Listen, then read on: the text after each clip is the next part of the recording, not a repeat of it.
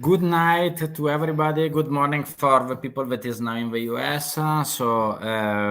Tonight we have a lot of special guests. We have Konstantin inside Russia from Tashkent. We have WiU in Ukraine. Later we will have also Ken from News for TOF and maybe some surprises in the stream. I wanted to make this roundtable just to make a short update about the actual situation, because there is something happening very fast. And why I took this roundtable, you will have two different perspectives, because war in Ukraine is specialized on, let's say, war mapping analysis. Konstantin is more on the economical side. So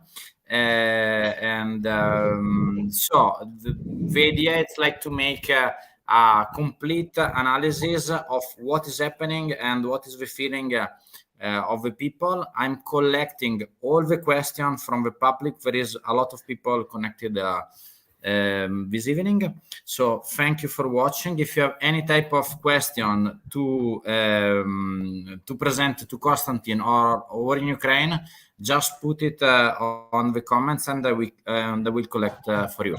If you want to start a little bit in a chat to say something, Konstantin, war in Ukraine, and then I will prepare the question from the public.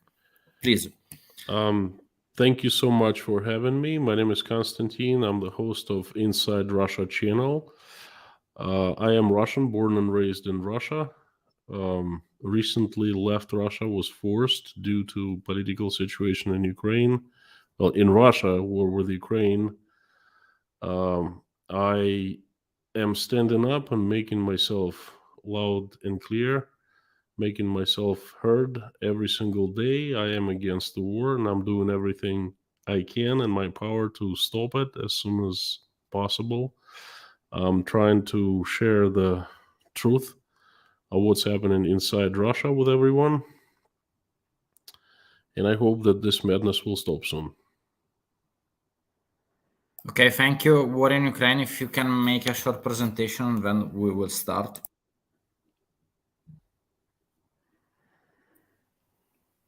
War in Ukraine. Okay. It's muted. It's muted, but I don't know. Okay, maybe because it was away a little bit. But War in Ukraine have a very good channel. You can find him with WiU. He's posting every day about the analysis of the war. What I wanted to propose to the public today, it's like two different things. It seems that this afternoon something happened.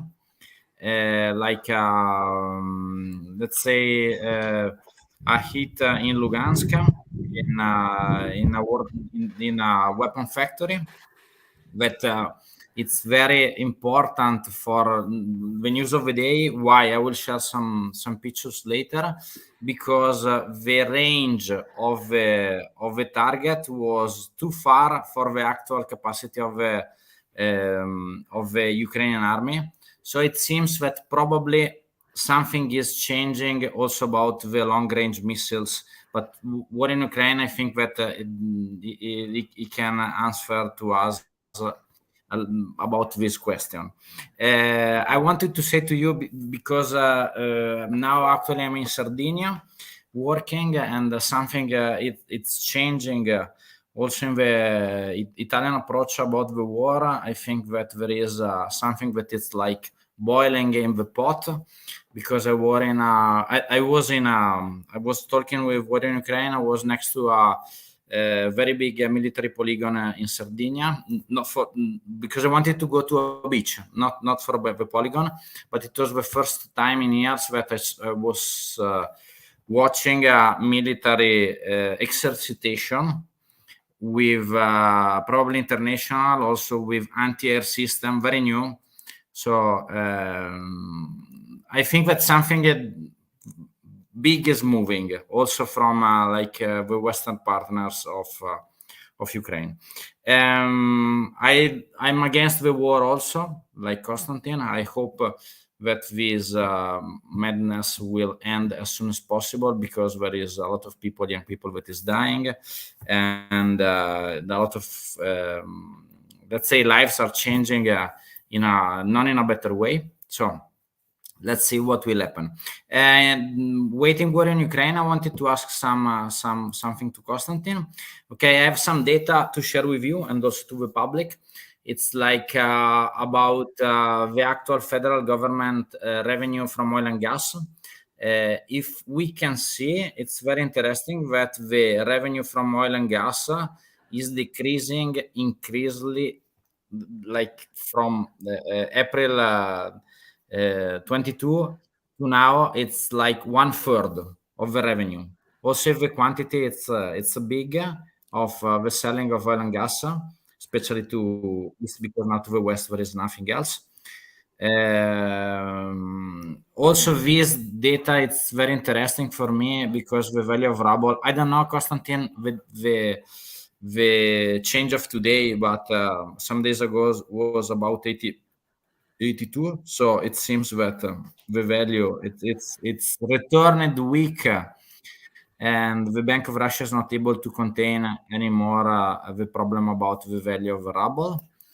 And the other big information that I wanted to share to this is official data from Bank of Russia. So it's not any type of interpretation, nothing. It's official data. So I don't know if it's real or not real, but for sure, probably it's better than the real situation. And it seems that oil and gas and CAM, it's minus 45% from the first trimester of 2022-2023. And the income tax, it's minus 22%, but the data is interesting. It's that the expenses, it's plus 34%. So expenses is going high, and incoming, it's going low. So and Konstantin was already talking about it many months ago, but now, like, the scenario, it seems very realistic. So, Konstantin, what do you think about this data? They were three slides. So, and there are three different things actually: Okay. oil and gas revenues, then value of ruble, and then the budget of Russian Federation. No, it's not a budget, but it's a very primitive, basic, articles of the budget. First of all, this slide right here is probably the most important information about Russian economy. The economic foundation of Russia has always been extracting and selling oil and natural gas. And Russia has had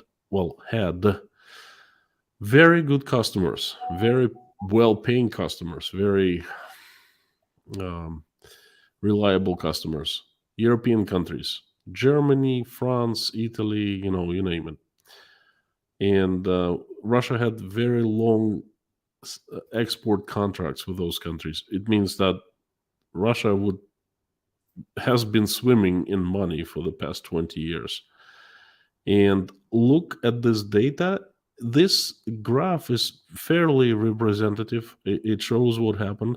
There was a peak last year. It was not a fall because there was a turmoil in the world, in the global markets, and the prices of oil and gas, they were going up, and Russia was enjoying higher revenues throughout 2022. But then Europeans in basically all the Western countries, they have stopped. They have put the stop to that. They basically forbade Russia to sell, to buy Russian oil in Europe, and everyone else outside of Europe cannot pay price higher than $60 per barrel. Okay, this is a huge disaster for Russian economy for years, for decades to come. Okay, we are seeing the immediate results, just like I've been telling all along. And the results is a huge budget deficit. If you could go to the third slide.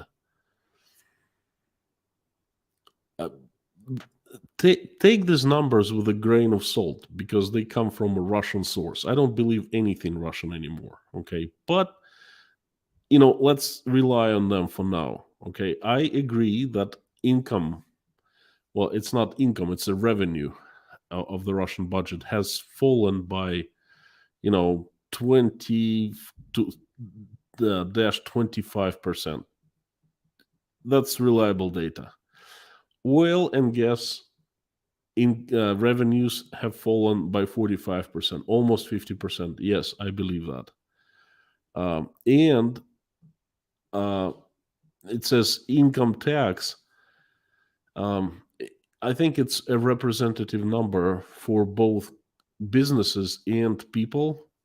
And also, I believe that. I not necessarily believe it's 21.9%. I think it's more than that. But, in the ballpark range. Because what happened, lots of businesses basically closed. Lots of over 1,000 large Western companies moved out of Russia. And entire industries in Russia have fallen apart. And this is what you're seeing in red right now. This is the proof of that. There's lots of tragedies behind those numbers, And guess what? The expenses, they have grown tremendously. Guess why? Because of military-industrial complex. They are making more guns, cannons, tanks, planes. They're just making as much as they physically can to kill more Ukrainians, basically. Okay, so this is a very representative picture of a Russian economy. And I'm an economist, okay? To me, that is a disaster. All right, and if you go to the second slide, the Russian ruble, value of Russian ruble. No, the previous. This doesn't mean much because Russian ruble is not trading.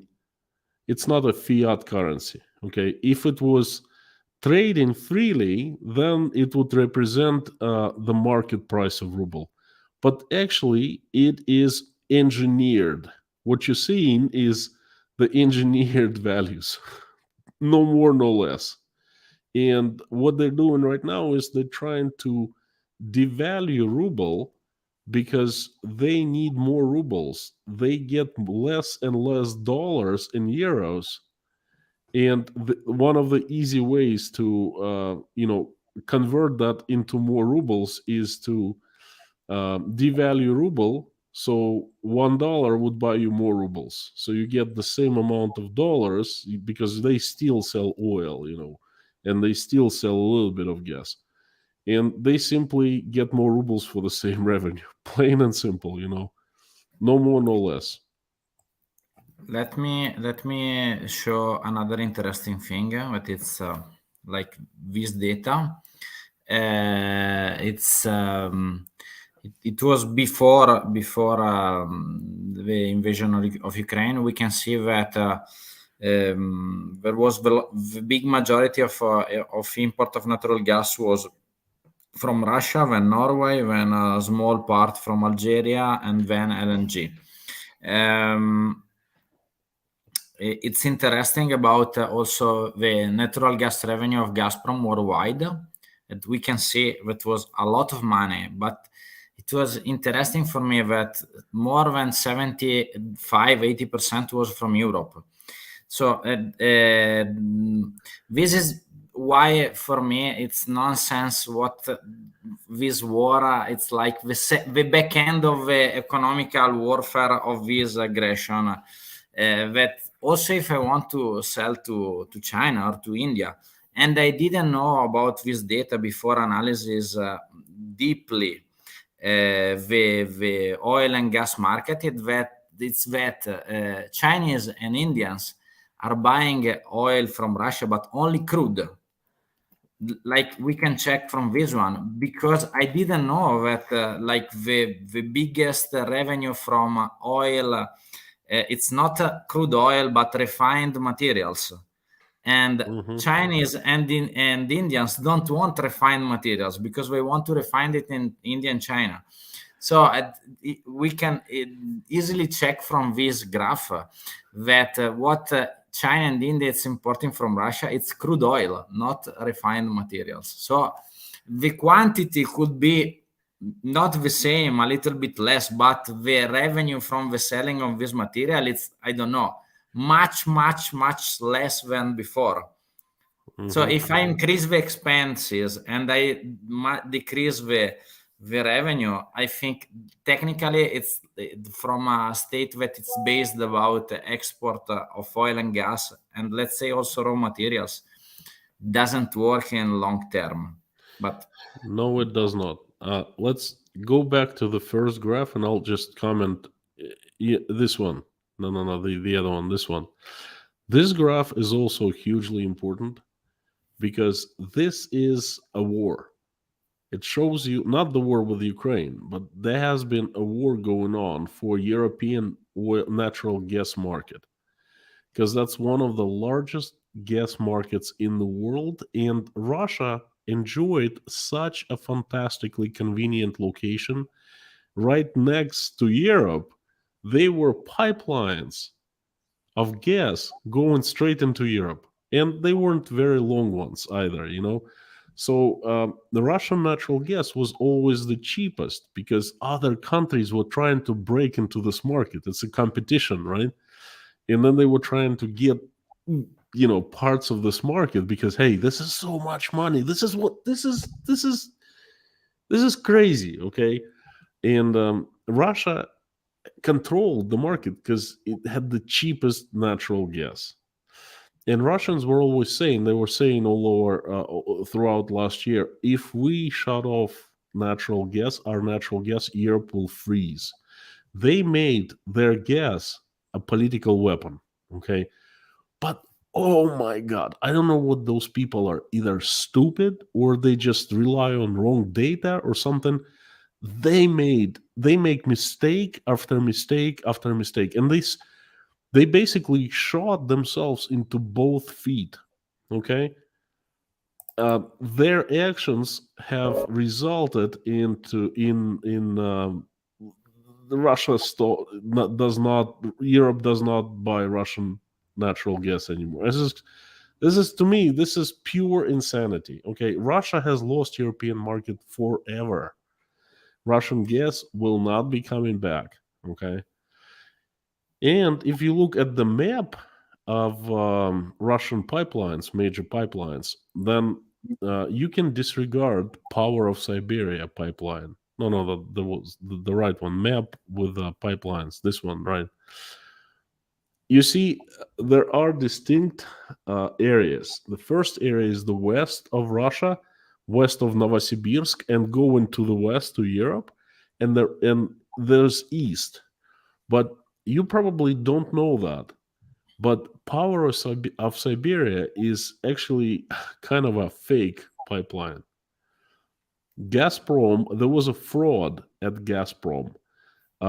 They researched natural gas fields and find them very, very rich. Okay, and they started building a pipeline called Power of China into China. But once the construction was over, it turned out that the data was fake. There wasn't as much natural gas in those gas fields. What the top managers of Gazprom, the crooks, what they did is they stole lots of money while constructing Power of Siberia. You've never heard of that, have you? There no. was a big scandal in Russia, but it was as a political scandal. So they kind of like, wrapped it up real fast and they forgot about it. But this is a troubled pipeline. There's not much natural gas there, and it's expensive. And the long-term contracts that Russia is supplying gas through Power of Siberia to China, the rumors have it that China is paying less than it's costing Russia to extract natural gas. I'm not sure whether it's true, but I've heard this data. Okay, So you can disregard this. This is not going to do Russia any good. Power of Siberia. The good was in the west, Yamal and whatever is the west of Yamal. Urengoy, Pomare, Uzhgorod pipeline, and it's not more, no more. So this is a disaster, the complete disaster for Russia, you know. Konstantin, if I can show to the public this video, because I think in Europe very few people saw it, because Russia today it's blocked except if you use VPN. When I was seeing this video in Christmas, I was shocked about Russia, Europe will freeze, right? Let me show, because yes, show it, please. Okay, so because for me I was shocked, I was completely shocked, and that nothing happened about this video, and I think that all the people that have a basic of economy, you know what they're doing right now? Pardon me for interrupting. They're saying, oh, you know what? Europe did not freeze last winter. It will freeze next winter. Okay, let me show. Silent night, holy night, all is calm, all is bright, round yon virgin mother and child, holy infant, so tender and mild, sleep in heavenly peace, sleep in heavenly peace.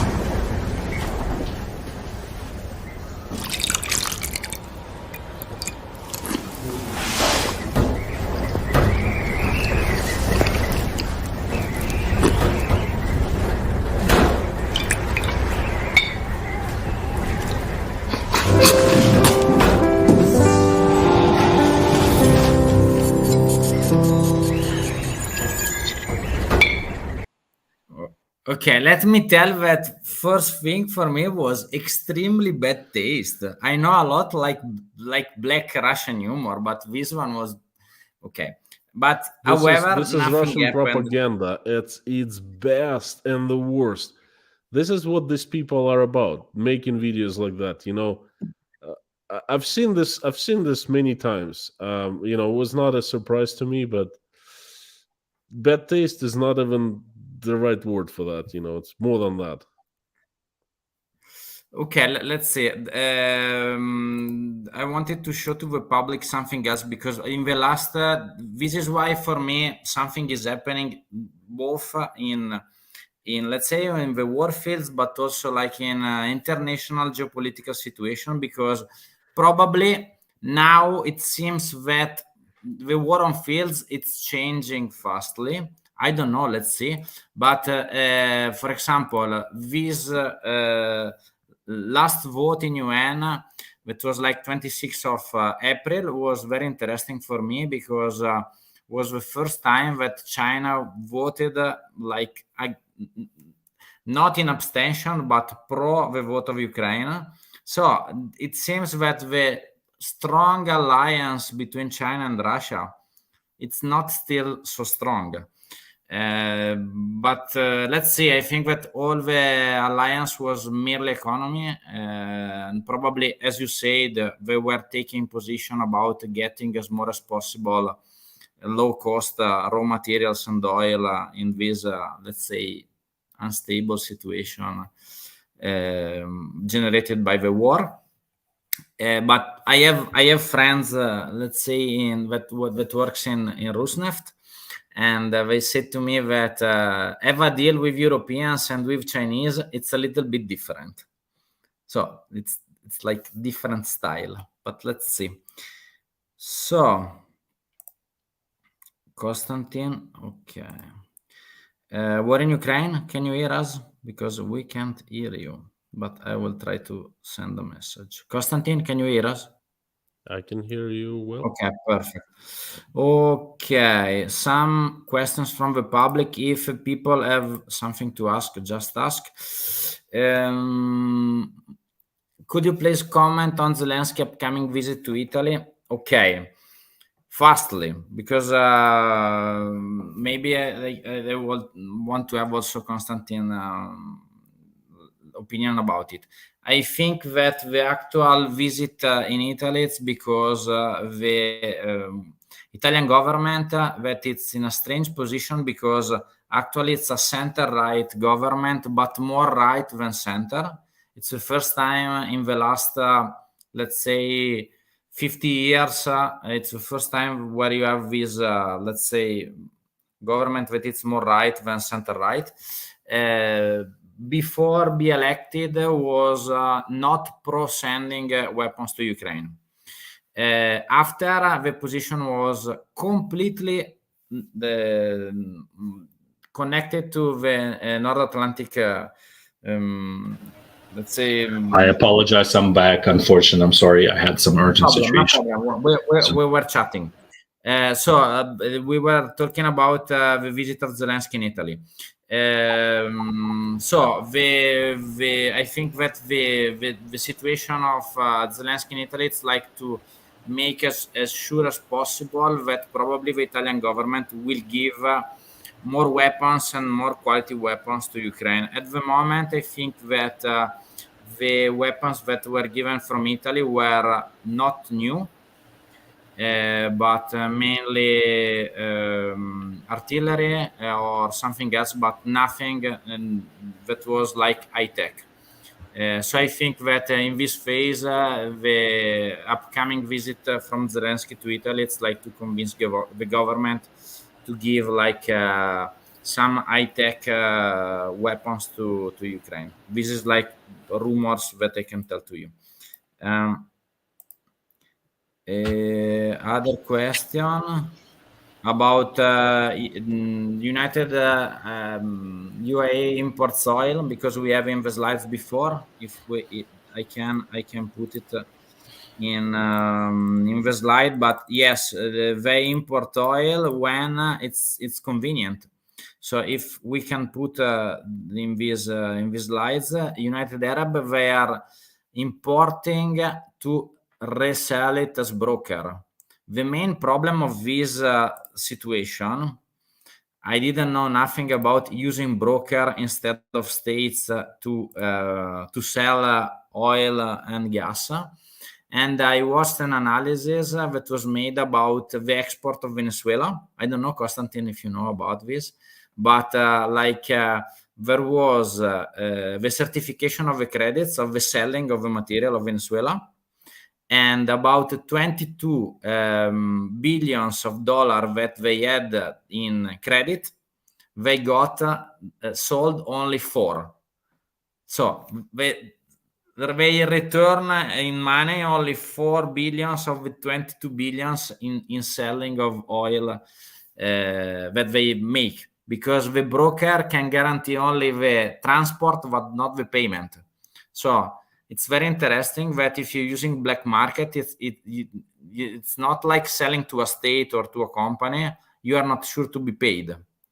So probably it's something that is happening also with Russian companies now trying to sell into black market.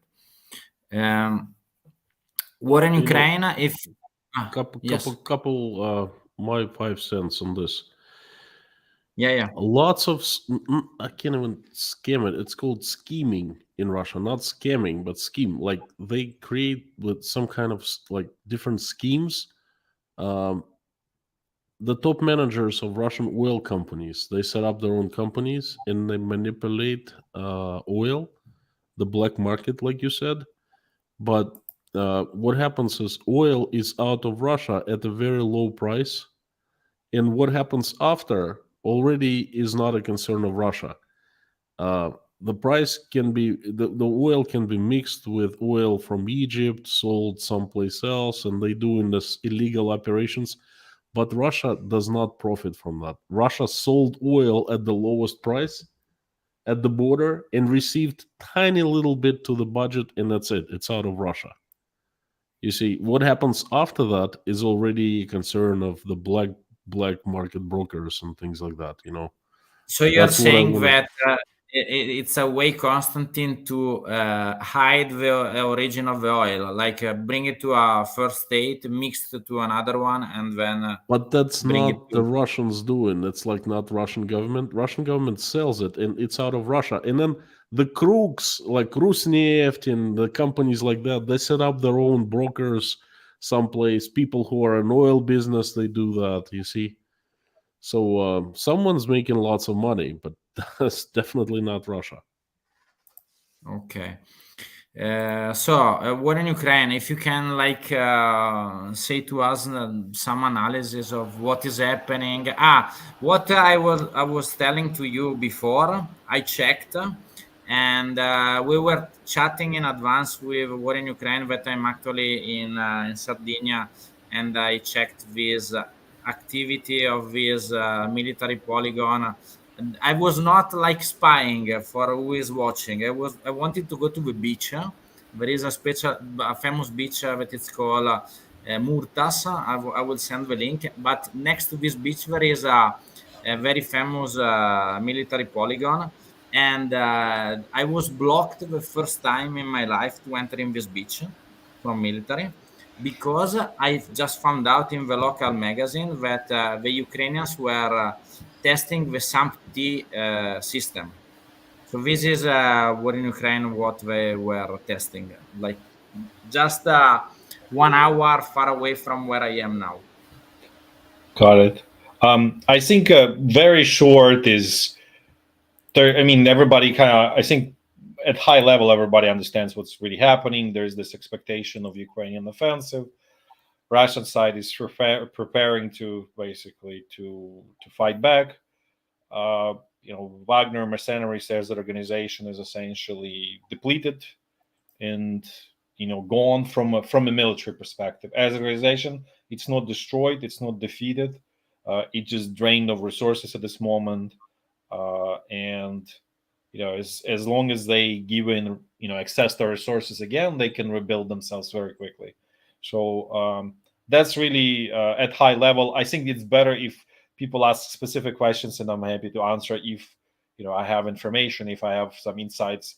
I'll say that if this is something I also don't know, I don't know. That's just, I think, fair. May I ask a question right away? Would you please introduce yourself? Couple words. I've never heard of your channel before. That'd be interesting to learn.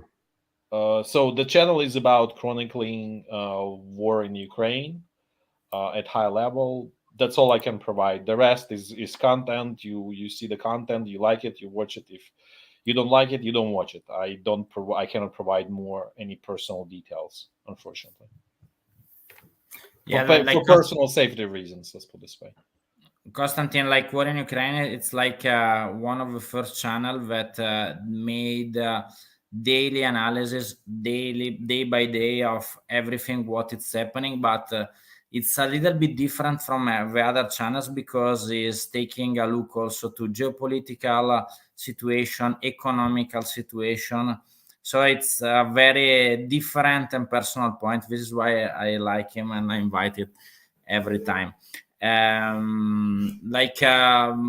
question that I have for you, and then I'm collecting from the public because there is this question that was about Turkey. Again, here in New York, we don't understand Turkey not sending Russian-built missiles to Ukrainian army and Turkey blocking NATO membership. Have you got any type of position why Turkey is making a little bit one feet into shoes, also because they are still blocking Sweden to enter and not sending weapons to Ukraine? Well, I think Turkey is pursuing its own interest.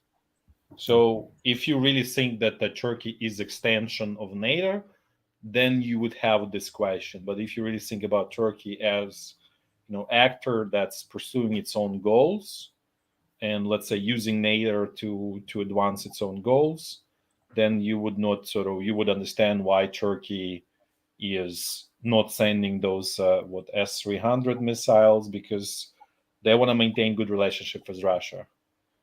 They want to be sort of bridge between basically West and Russia. And have benefits out of it, and to be more specifically, a lot of economic benefits. And they don't really share a lot of the values, cultural values of the West. They, especially the current president, Erdogan, he's openly against, let's say, some of the cultural values of the West. Let's put it this way. Let's talk about it diplomatically. And so he openly said that he essentially hates US, fights US everywhere he can to kick it out of the country. And not so much US, but as we all know, understand, it's all Democratic Party of the US. That's really who is he sort of fighting with in the Turkey and trying to kick it out. So there is this clash, and so for that reason, Turkey is very similar to, let's say, Hungary, in the same way, and Hungary is even more clearly aligned with what you call it, like Republican Party in the US, and not even Republican Party, but the part that's what's called MAGA Republicans or whatever they called, and so they have their own sort of, again, the same as Hungary. They view, again, NATO and EU as a tool to advance their own interest. They don't serve to be a cog for not NATO or the EU. So they're not cog in the system. They are, which, to be fair, from their perspective, that's probably that's how everybody should be approaching everything. You should, take care of your own interest. At the same time, if I look at Erdogan governance, it's terrible. The country is almost running out of the FX reserves. There is insane inflation. So basically, economically, he's destroying country.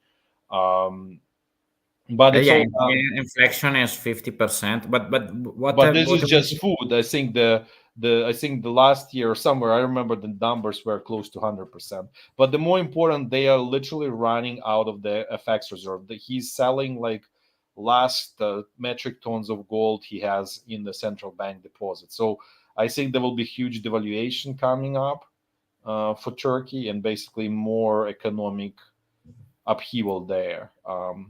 Unless there's this new guy who is more sort of viewing, okay, Turkey is a cog in the system, cog in the West, cog in NATO, and then things will be somewhat different. Well, not somewhat different. I'd say it will be totally 180-degree change in Turkish sort of policy and everything. And based on the polls, looks like Erdogan is a little bit losing to this different. I don't remember the name of the guy, but basically, but it's the other candidate. It's called Kemal Kılıçdaroğlu, but it's interesting for me because the election will be in 2 days. Right. And the Turkey situation is very interesting because, however, Turkey, it's like a little bit a bridge between East and West, and historically it's like in hate-love with Russia. But for example, at the moment, Turkey, there is a lot of Russians that are escaped, from the country, bringing capital or whatever. But now the Turkish, like Georgians or whatever, were not so happy to have all this amount of Russians on soil. And but the position that for me it's a little bit ambiguous is that Turkey was very important during the Cold War because it was bordering the Soviet Union, because it was bordering Armenia and Georgia. And kind of Ukraine, because it's through Black Sea. You get you also by the Black Sea, and it was bordering also Romania, that was in the Warsaw Pact, and Bulgaria also. No, Bulgaria. But I don't think they don't border Romania. They only Bulgaria. Yeah, by sea. I was talking by Black Sea. And the main thing is that, like Italy, because we are shared nuclear powers. Because Italy, technically, it's not a nuclear power, but we host. Nobody knows. It's capable of building basically nuclear bombs. No, but it's capable. But we are hosting the nuclear bombs. We are hosting like B-61. Turkey also. But when, like in Italy, in two bases in the northeast, Aviano and Gedi, one is like an Italian Air Force base, and one it's only American, but it's Aviano. And in Italy, probably there is between 40 and 50 nuclear bombs. Not like usable by Italy. This is important. No, US inventory there. No, I get it. Let's say that it's NATO, but it's controlled by US. No, it's US. And Turkey is the same. Right. In Veneto base in Turkey, there is like B-61. That it's only air to ground. It's not ballistic missiles. It's only it's like plane. Like in Italy, you can host it on Tornado. I see. Paravia Tornado, F-16 or whatever. This is why for me the Turkey position it's a little bit ambiguous, because they got a huge amount of money, for example, from European Union to manage the immigration, and we're using a lot of the immigration leverage to get more money from the European Union.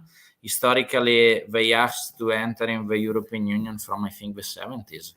But they never be accepted because of the problem of a huge majority of let's say 99% is Muslim. So probably the European Union was afraid to have this huge quantity of Turkish. And the other question that it's interesting is that the first ethnic group that it's not German in Germany, it's Turkish. Yeah. And so it's very complicated, the relationship between Turkey and Europe, because we have a huge community also in the European Union.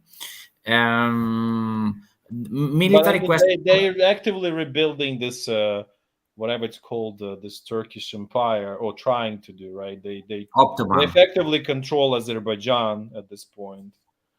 That's basically becoming sort of, I wouldn't say part of Turkey, but vassal or whatever. I don't know if I'm using the right word. Yeah. It's effectively that, and they trying to sort of project themselves into the Central Asia and actually regions of Russia, because there are, Tatarstan, some other regions in Russia where there is also, it's all they related. They sort of somehow this Turkish ethnicity, right? So you understand what I'm saying? Constantine, no, I understand. It's like, but do you feel like this sort of relationship with let's say the Turkoman influence also in Uzbekistan, or no?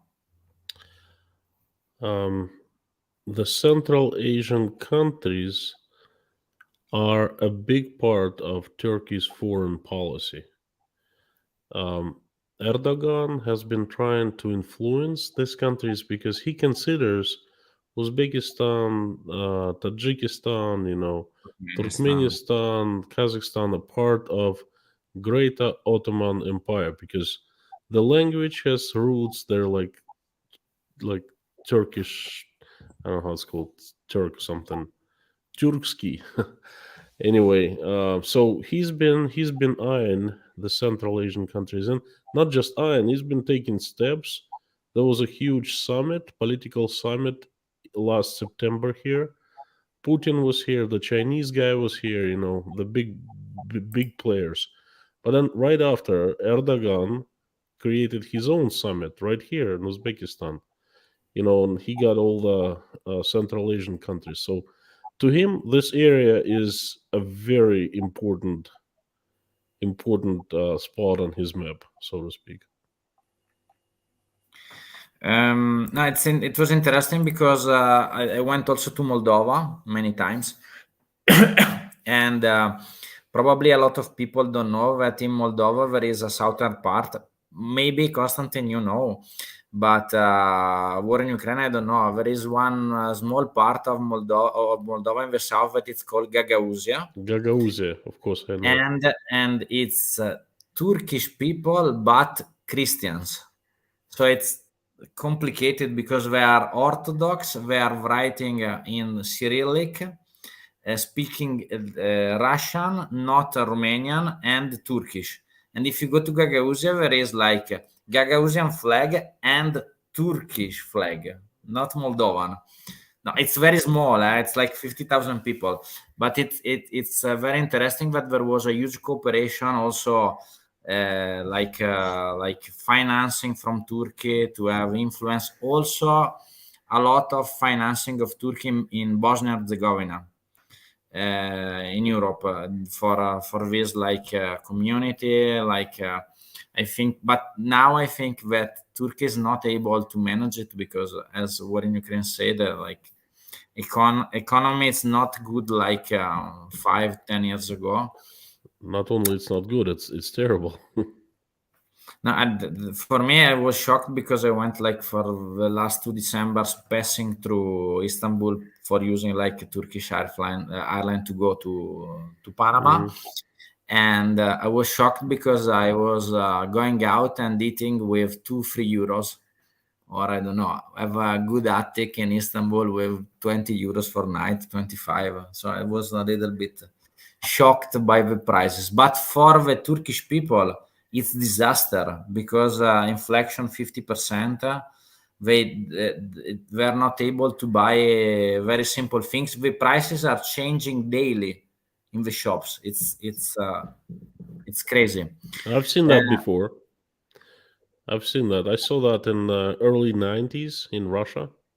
No, but I never saw because like I'm from 1982 and I never saw inflation till the last 2 years.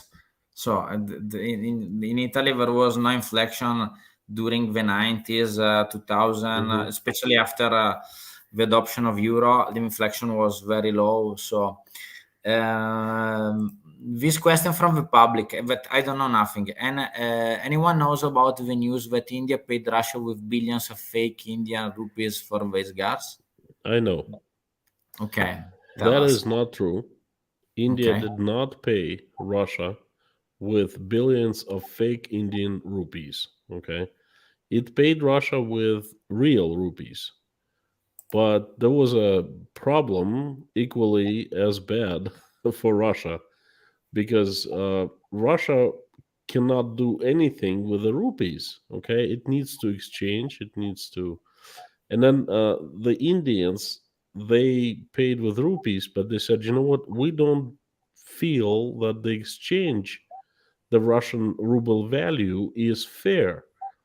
We think it's a different value is fair. And we're ready to trade at a different exchange rate, our own exchange rate. And then Russians looked and, it's definitely not favorable to Russia. So they stopped trading with India in Indian rupees not too long ago, like a couple of weeks ago or something like that. Again, when something is unfavorable to Russian government and when Russian government makes a mistake, they just simply silence. They keep silence about that. They don't say anything. But you have to really dig for information. So when they said, "Well, we give up, we give up American dollar as a currency of universal payment," last year, they really have nothing else to use. They have Indian rupees, which they're not going to use anymore because they have been had by the Indians. And the same thing with the Chinese, plain and simple. That's it. It was interesting for me because I was meeting one friend of mine just returned back from China, and she worked. She started to work in China December 2019, so the best timing in the world to go to China. And she was blocked for 3 years. She was not able to return back because she was working, and if she had to return back to China, she had to make 1 month of block before entering the society. So she said to me, she sent to me a lot of news and vision from China, and I told to her what you said to me about Union Pay in Russia. and she was shocked. And they said like Chinese were like selling this card and it was working only in Russia. And normally like the Russians are used to don't pay nothing about credit cards like Tinkoff or whatever. And Yep. do you have any news about Tinkoff? If you know where he is out of the country or is still in No, Russia? it's not out of the country. It's still working. It's under pressure, a great deal of pressure. But what it's doing right now, it's working inside Russia. That's it. And it makes very limited transfers to Uzbekistan. It still does. Tinkoff works. They have their own system, not SWIFT, but this like quick payment system, Russian system, so that Uzbek banks are connected to. And basically, that's pretty much it. The only bank that is left in Russia, which is halfway decent, is Raiffeisen, Austrian bank.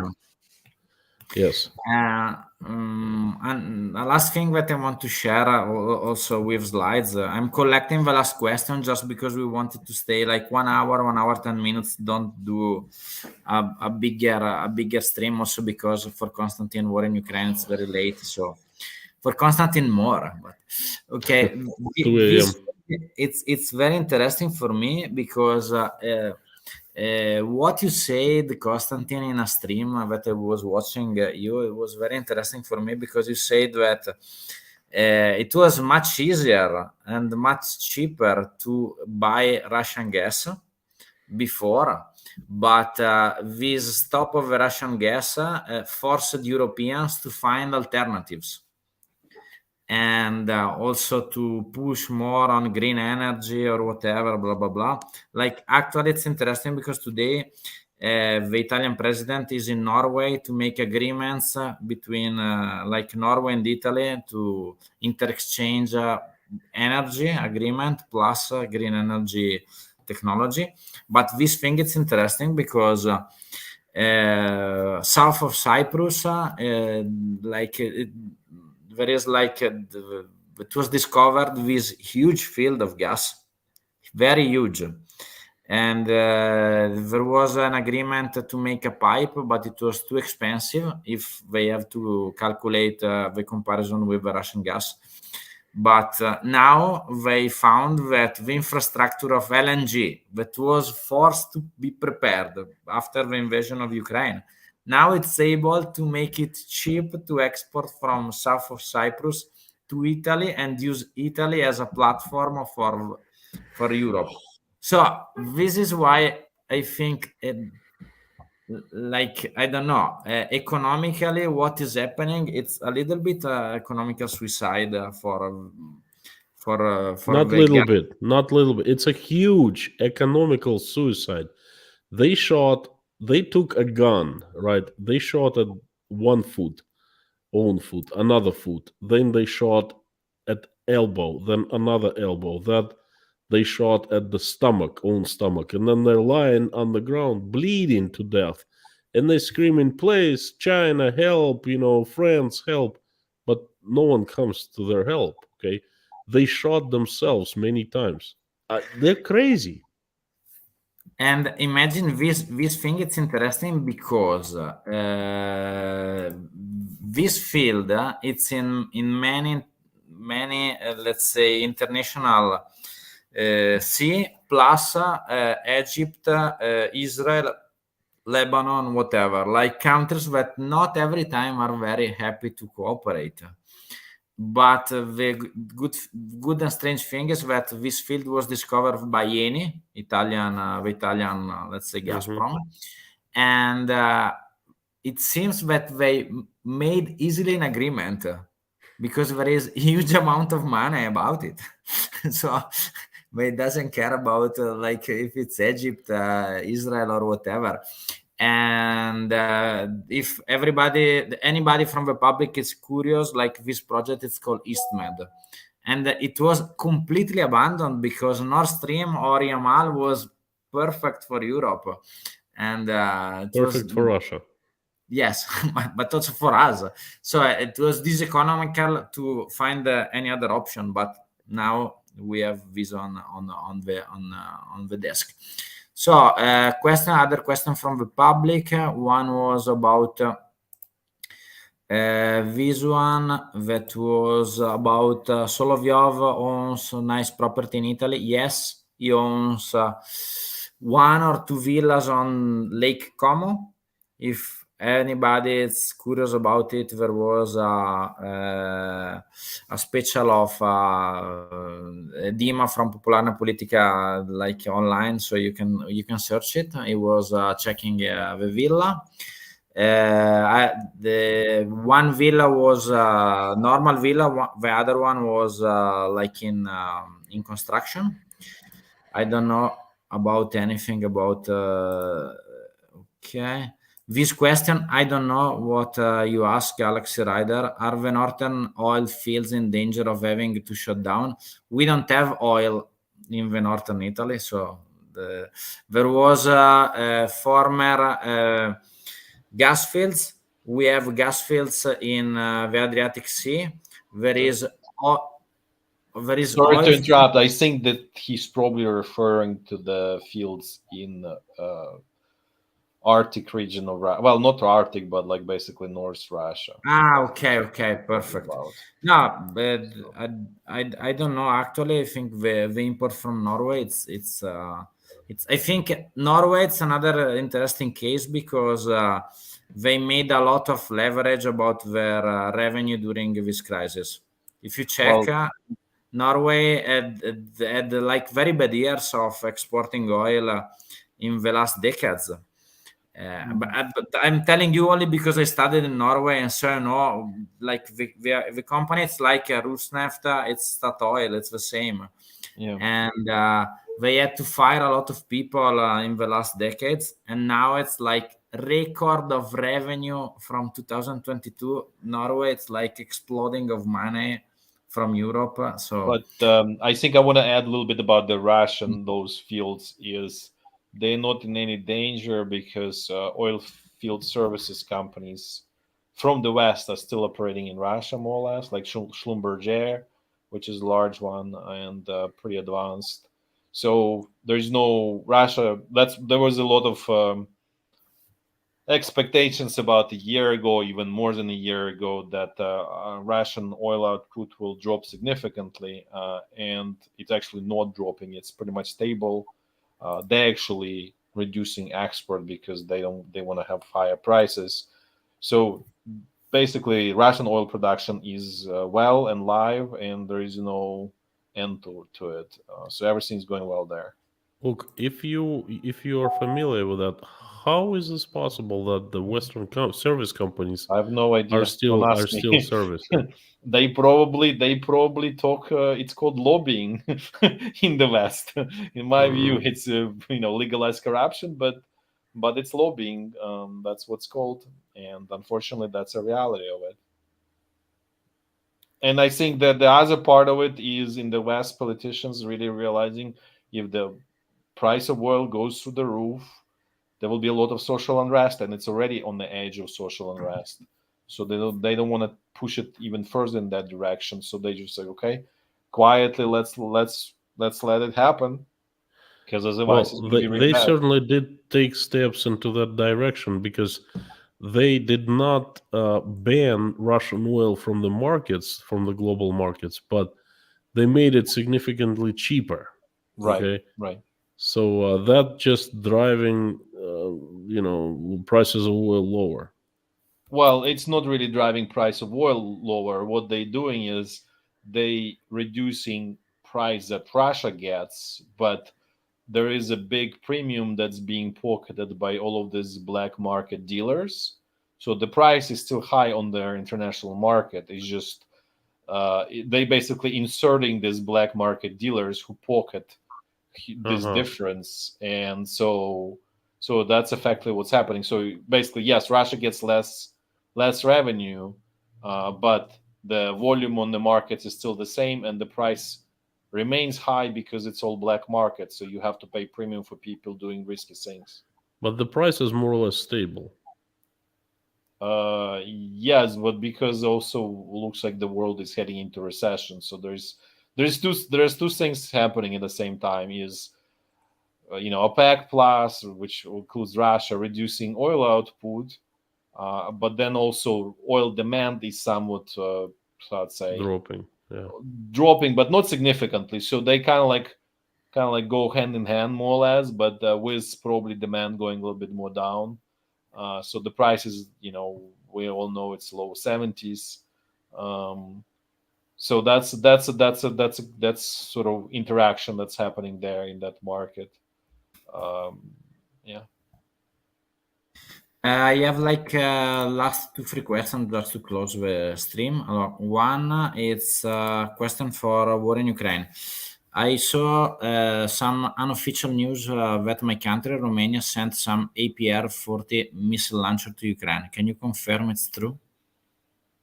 I cannot confirm if it's true. Probably it's possible. Let's put it this way, but I cannot confirm because I and honestly, I don't even know. Like, I never heard of this APR-40 missile launch. I'll be honest with you, but I wouldn't be surprised that a lot of things happen under the table, which I would say I don't know why let's say Romania will be hiding, because I don't think there is a huge sort of pro-Russian majority there or concerned there. So I don't even know why they would be hiding. So that's kind of like the whole thing is sort of a little bit strange to me, to be honest.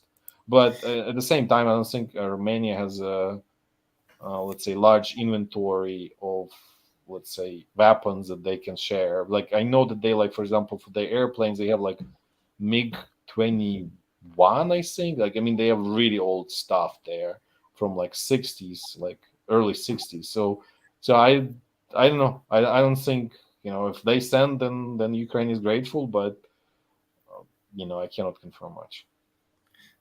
As I know, like, I think that the inventory that is in Romania, it's like stockpile of like Western weapons, like in transit to Ukraine. Like, actually, like Italy, for example, is commanding like the mission of the Air Force in Constanza, like to check like the Black Sea, and I think also like to make a little bit of protection of US drones that are used in the Black Sea, because actually the US drones, I don't know what in Ukraine, but for sure like the name of the drones that was like shut down with Reaper. The Reaper. The Reaper base is in Italy. It's in Sigonella. It's in Sicily. So all the drones are starting from Italy and going to the Black Sea. So the control of all these drones, it's called MUOS, and it's like, I think one is in New Zealand, one in US, and one in Sicily. So Romania, I think it's more like an hub than, as you said, they don't have a lot of weapons to share. Yeah, I think there are some US units were stationed since the war started, if I remember. It was something about it.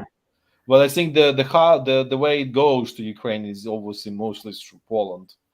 And then from Italy, it goes, I think it transits through Hungary for the most part, which is also kind of creating tensions there and stuff like that. And sometimes it goes through Slovakia because but Romania is really not kind of like on the way. Maybe only from Bulgaria. If things go from Bulgaria, then they go through Romania. But Bulgaria does supply quite a. They managed to keep sort of old Soviet factories to produce ammunition, so they do supply good, some amount of Ukraine, demand from Ukraine.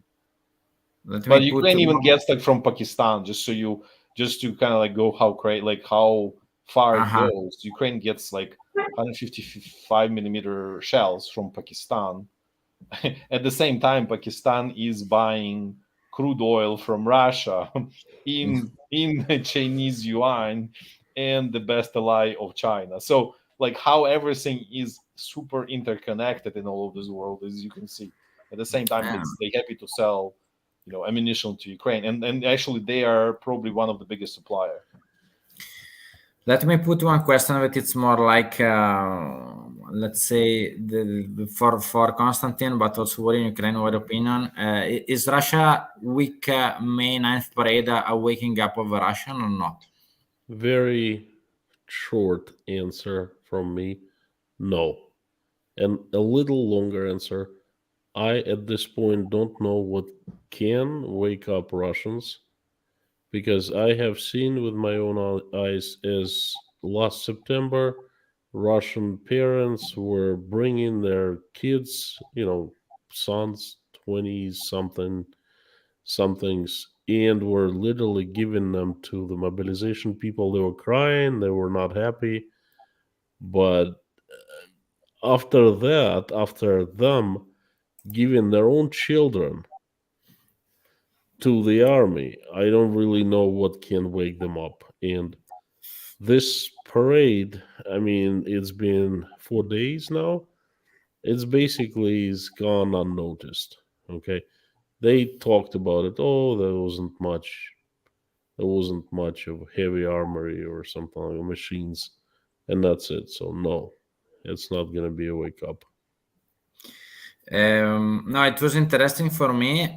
Some news that I have directly from Russia that for the first time, like public summer camps in Russia, it's like dedicated only to the people of the families of mobilized people.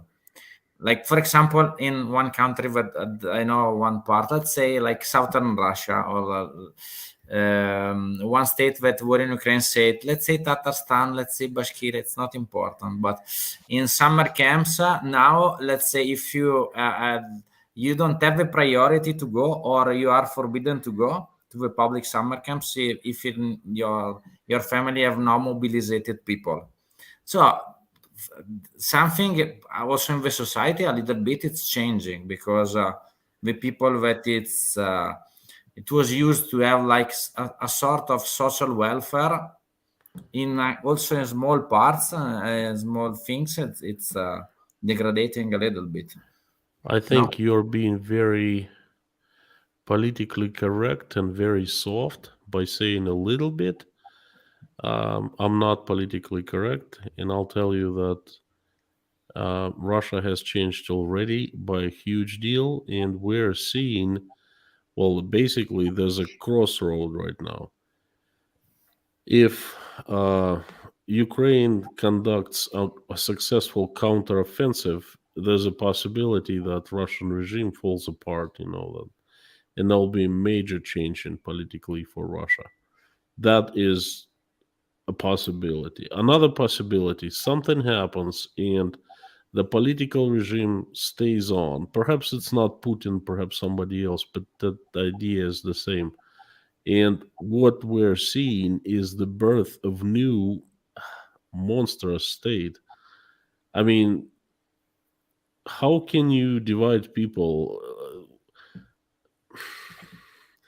I don't know. I'm trying to pick up words, How can you divide people into the ones whose families have mobilized people and the families? Well, we're going back to Nazi Germany in like 1940, the heck. I have no words. I think you're being very nice towards Russia, very soft and politically correct. But let's say listening to this thing from real people and not from the television, it's interesting that the feeling of the real people, it's much different from what propaganda or TV or Twitter is giving to us. And if you were used to a state that, let's say, plus or minus was okay to live, because let's say that Russian big cities or whatever was not bad. If this type of minimum social welfare is going down and down and down every month, probably for sure it will wake up a part of the society much more than to see one tank in the 9 of May parade. Question for war in Ukraine, and then let's go to the conclusion, because it's very late for all. But I wanted to thank you in advance. I already put the link of war in Ukraine, and I will re-put the link of Inside Russia in the description and in the comments. So please go to their channel and subscribe, because they are both amazing. War in Ukraine. You're very generous. No, I'm very, very, very, very, very like clear, and I say only what I think. So we in Italian we say I don't play the violin for you. No, I don't play. So when in Ukraine, war sensation of what will happen in the next let's say weeks. There will be this phantomatic Ukrainian counteroffensive. Something will be different of what we are expecting, or To be honest, it's too much unknowns right now. I would say there could be a couple scenarios. Is Ukraine is going into this offensive? In my view, it's not properly prepared from many angles, and there will be some sort of gains, but there won't be anything decisive, and there might be a lot of losses for very little gain, and so that may create a quite difficult situation actually inside of Ukraine. So that's one option. Then really depends on the Russian side, on the Russian troops, because we also don't know full extent what's behind the Russian side. And if they collapse like they're collapsing right now very easily, where the regular Russian army doesn't really want to fight, then maybe that's going to be super successful, and Ukraine will recapture. Let's say this way: if the offensive successful, Ukraine probably will recapture pretty much everything except for Donetsk region, occupied part of Donetsk region at this point. Basically, Donetsk and stuff east of Donetsk, right? but do you think also Crimea? Yeah, it actually, in my view, that Crimea will happen sooner than Donetsk. Because but why do you if think Ukraine is successful, what? Because it's a Yeah. lot of fortification. It's very urban. It's a nightmare. It's gonna be super hard to capture. But also This is to only can be really enter- captured if Russian troops actually collapsed and withdrew in a way. So in other words, it's Ukraine does not have enough, or let's say the losses would be like 500,000 Massive. people, like insane level of losses to basically liberate that part of Ukraine right now.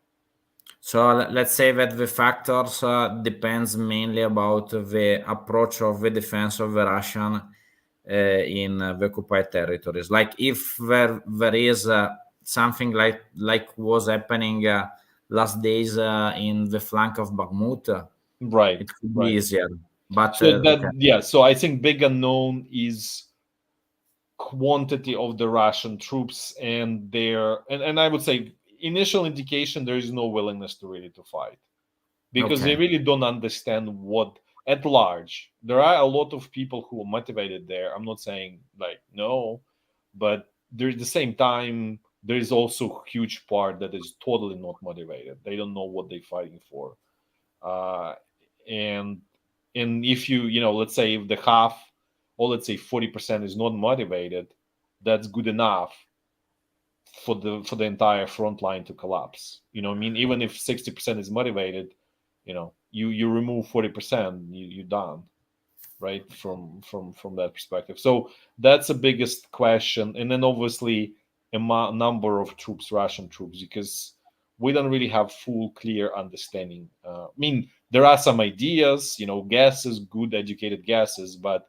they are very, how to say, more guesses than educated part. Let's put it this way. Gotcha. And I surprised. I think there's some surprise there, basically, like some kind of like a ace in the pocket on the Russian side. But I don't know. Maybe I'm just too sort of, how to say, thinking too much about Russian side and or whatever. But like it's really everything too much darkness there. Let's see. So, like, I wanted to give to you all one last, let's say, hint, because we are online already about 1 year talking about everything in geopolitics, and all the project was to organizing like this this geopolitical school. Tomorrow I will meet one mayor, because the idea is like I have two options now. One, it's like on Lake Garda. everybody knows in administration of this town. The only let's say not let's say easy part of this school is that we are 1 hour far away from the airport. But tomorrow I will meet like the mayor of Cagliari, and that it's amazing. It's in Sardinia. It's hot every year, all the part of the year. So I made a swim in February. It's like paradise. So, and there is an international airport. So the idea is like, if there is the good situation to prepare this school, I'm trying October, November, something at the end of the year with the best of the guests of the channel. I think it will be a good chance to, let's say, also hoping that this situation will end soon, also to recover from this situation, because the project, it will be, my idea, it's like to try to talk as more as possible, to mix all the ideas of all the people, to prepare the situation after the end of what is happening, because it will take years to recover, decades, I don't know how much. So if we are already starting now to work with the people and to share good ideas, I think it will be faster and easier. So thanks, Konstantin and War in Ukraine, for you both. Thanks for the people. May I add a couple of things? Yes. What you just said. Look, I'm getting people together here in Tashkent every morning, every day, and on weekends. And my ultimate goal here, while I'm in Tashkent in Uzbekistan, is to get as many Ukrainians and Russians together at one place, one table, break bread, have food. It's a tough topic because lots of Ukrainians are very angry, obviously. But so far, we have 4 Ukrainian families. One from Mariupol who fled. They fled in last March, just before Russian troops entered the city. And then we have 2 families from Kharkov, and one family from Odessa. And those people come regularly. So I understand your desire to bring people together and talk. It's good. We're trying to do it here in Tashkent. So if you know anyone in Uzbekistan, particularly in Tashkent, please send them my way. Okay. Okay, perfect. So thank you, Konstantin. Thanks, War in Ukraine, for your time. Hoping good night to both, and hope to see you live. In the last days, I saw 3 of my speeches in different parts of Italy that were passing through. So I hope to see you also live. And saying good night to everybody, and remember to subscribe to the channels inside Russia War in Ukraine. I will put the links in the description and in the comments. You already found it. That if you liked the stream, please put a like and subscribe to the channel. In the next weeks we will start new speeches, so stay tuned, and see you soon. Thanks, everyone. Thank Have you a good so one. much for having